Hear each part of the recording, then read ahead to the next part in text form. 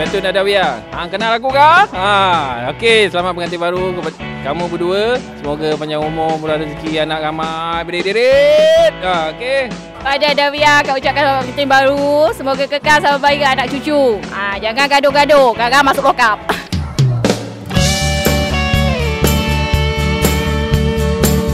Saya dikenalkan lah oleh yang sekarangnya sudah jadi kakak ipar saya.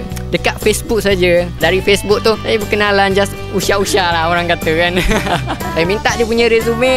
Resume komplit, detail ada. Semua ada dalam tu. Hantar pesan dan suruh aku terima kamu.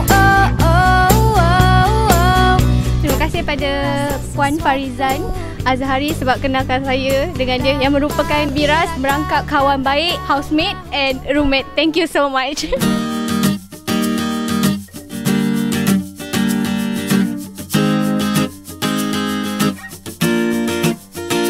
Mempunyai paras rupa yang menarik pada saya lah. Sebenarnya tak ada apa pun yang tertarik. Actually, saya cakap dengan dia, kalau dia nak saya, dia kenalah masuk Minang cepat jumpa bapak saya. So, dia buat. Saya tak sangka pula dia buat kan. Siapa yang nak kawan dengan saya, kena serius. Kalau tak, saya tak nak layan.